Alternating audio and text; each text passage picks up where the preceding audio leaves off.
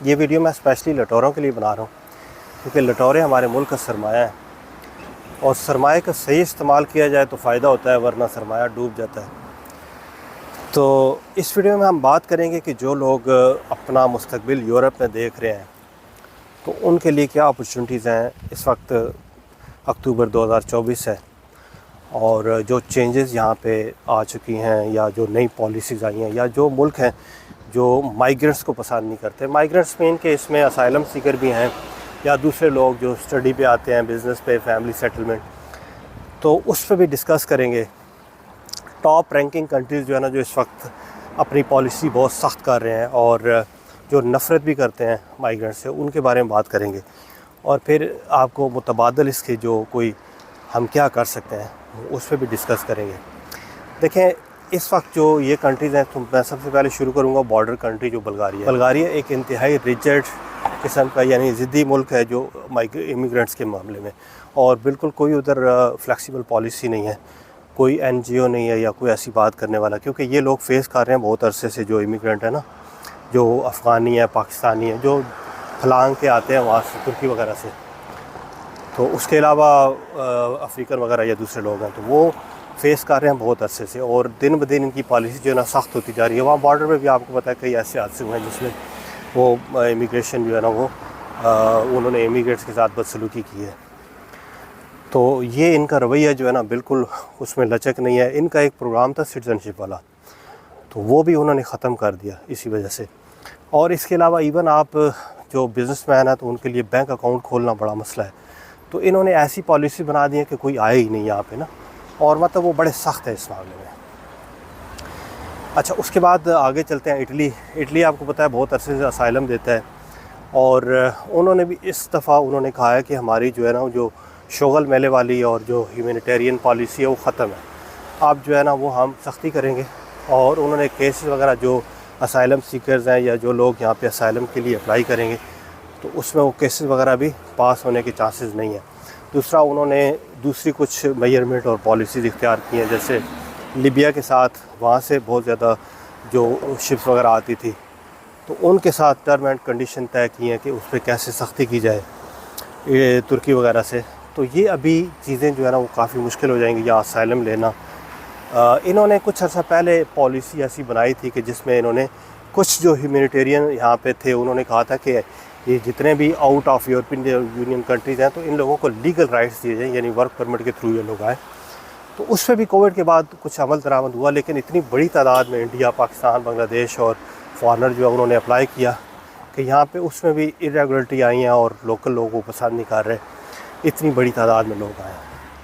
तो अब ये इन्होंने उसके जितने भी मुल्क हैं तो इन्होंने एग्रेसिव पॉलिसी इख्तियार कर ली है।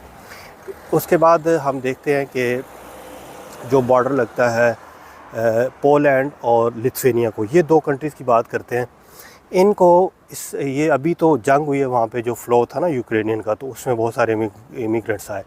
इससे पहले भी इन लोगों को बहुत बड़ा इशू था कि इंडिया से, पाकिस्तान से, बांग्लादेश से और बहुत सारे कंट्रीज़ अफ्रीका से ये लोग यहाँ से इलीगल जो बेलारूस के थ्रू और यूक्रेन के थ्रू जो है बॉर्डर क्रॉस करके आते थे, तो वो भी इनको बहुत बड़ा इशू था। और इन कंट्रीज़ में जो पोलैंड है, मैं समझता हूँ कि पोलैंड और हंगरी, ये दो कंट्रीज़ को मैं टॉप लिस्ट देता हूँ जो इस वक्त रेसिस्ट है, जो बिल्कुल नहीं चाहते कि इमिग्रेंट्स यहाँ पे आए इनके कंट्रीज़ में। और इन्होंने बहुत सख्त पॉलिसी और बहुत एक हेटफुल रवैया रखा हुआ। इवन इन्होंने अपने जो आवाम को है ना उनके जहनों में भी डाल दिया कि ये इमिग्रेंट्स जो है ना वो बहुत बुरे हैं। और ये स्पेशली हुआ 2014 के बाद, उससे पहले लोगों को इतनी अवेयरनेस नहीं थी, लोग अच्छे थे। ये उस वक्त हुआ जब सीरिया की वार के बाद यहाँ पे इन्होंने सुना कि जो इमिग्रेंट्स हैं ये बुरे काम कर रहे हैं जर्मनी वगैरह या मुख्तलिफ़ कंट्रीज़ में, और इन्होंने देखा कि यहाँ इनके हालात बिगड़ रहे हैं, तो उस वजह से उन्होंने ये उनके दिमाग में जो है ना ये हुआ।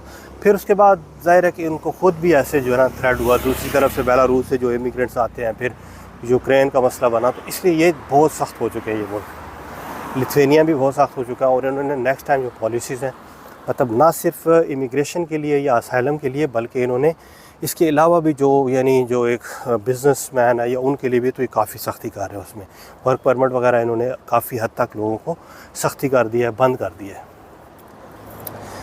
उसके बाद बात करते हैं कि हंगरी सब लोग जानते हैं, हंगरी और पोलैंड की पॉलिसी मिलती जुलती है, ये बड़े सख्त हैं दोनों।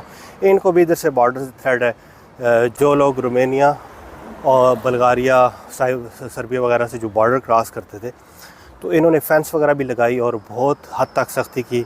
जो लोग वहाँ पे आते थे, स्पेशली जो मुस्लिम कंट्री से लोग आते थे, तो उनको इन्होंने वर्क परमिट, वीज़ाज़ और दूसरी बहुत सारी चीज़ें जो है उन पर सख्ती कर दी। तो अभी इनकी पॉलिसी भी जो है वो दिन ब दिन सख्त होती जा रही है और ये बहुत सख्त रेसिस्ट हो चुके हैं इस वक्त फॉरेनर के लिए। अच्छा, उसके बाद बात करते हैं कि जो जितने भी डेवलप कंट्रीज़ हैं, आपको पता है कि जर्मनी हो गया, फ्रांस, बेल्जियम, हॉलैंड, तो इन कंट्रीज़ में पहले से जो है ना लोग जो वो 1.5 उम्र लोग हैं वो तो पहले ही पसंद नहीं करते हम लोगों को। यंग जनरेशन थोड़ी सी, क्योंकि फॉरेनर बहुत ज़्यादा बड़ी तादाद में वहाँ पे, तो वो मिक्स हो गई कोई कॉलेज यूनिवर्सिटीज़ में, तो वहाँ पे किसी हद तक जो है ना जो यंगस्टर हैं वो आपस में उनका चलता है। लेकिन स्टिल उनकी जो एक अभी मिडल एज लोग हैं वो पसंद नहीं करते हमारे लोगों को। बहरहाल उन्होंने भी बहुत सख्ती कर दिया। ऑस्ट्रिया और चेक रिपब्लिक, ये दोनों कंट्रीज़ जो है, ये जर्मनी का जो बॉर्डर है, तो वहाँ से बड़ी तादाद में जब जर्मनी के अंदर जो जाते थे लोग, तो वो एक फ़्लो इधर भी आया जो असाइलम सीकर का है। ये दोनों जो कंट्रीज़ हैं बहुत बड़ी तादाद में चेक ने दिए लोगों को असाइलम और ऑस्ट्रिया ने भी दिए।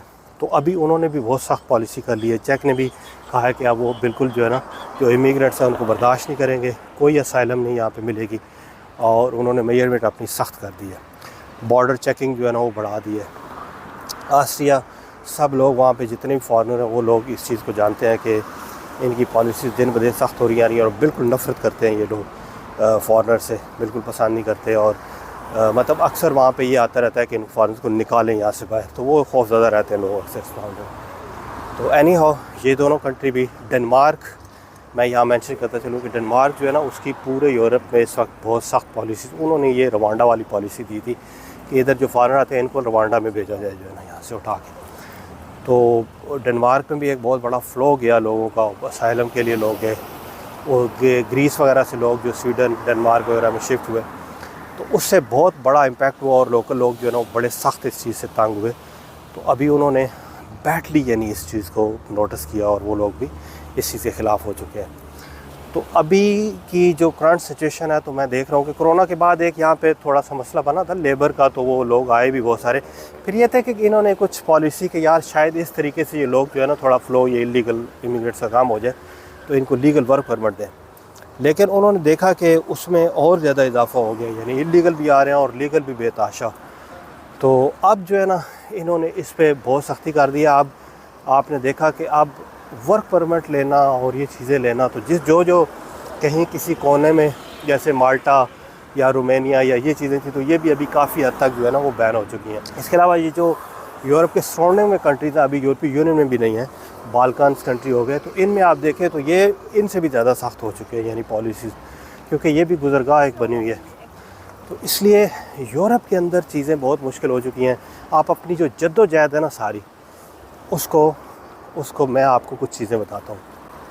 अपनी जद्दोजहद प्लीज़ ये मेरी बात याद रखें, अगर आप अपने फ़ायदा चाहते हैं, थोड़ा सा अपना जहन बदलें, थोड़े से मुख्तलिफ हो जाएं। चलें, हर बंदा बिज़नेस नहीं कर सकता, जॉब भी करनी है, काम ही करना है, उसको भी मुख्तलिफ़ तरीक़ों से करें। यानी जो काम मज़दूरी टाइप करना चाहते हैं वो तो पाकिस्तान के अंदर ही अपना एग्रीकल्चर संभालें।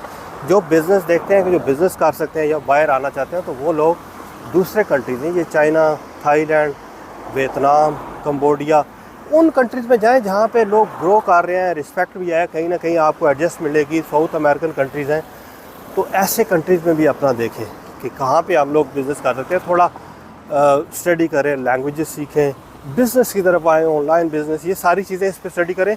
और ये कि अथेंटिक तरीके से, ये नहीं कि ऊपर से जो है ना वो बस लटोरों वाली गेम करके, तो उससे कोई रिज़ल्ट नहीं निकलता। और बाकी मैं यहाँ पे बताता चलूँ, रास्ते बंद नहीं होते। 200 कंट्रीज़ हैं, अल्लाह ताला की बड़ी कायनात है। तो इन्होंने अपनी पॉलिसी, इनका भी ये है कि मतलब आप घूमना फिरना, विज़िट वीज़े या ये चीज़ें बिल्कुल बंद नहीं हो सकती, लेकिन आप अपना स्टेटस अगर बना लें, किसी भी कंट्री में बना लें, बिज़नेसमैन बने, कुछ है, वही पैसा लगा के, तो आपको खुद ब खुद ये मुल्क खुल जाएंगे पूरी दुनिया में, फिर कोई नहीं रोकता जो है ना। और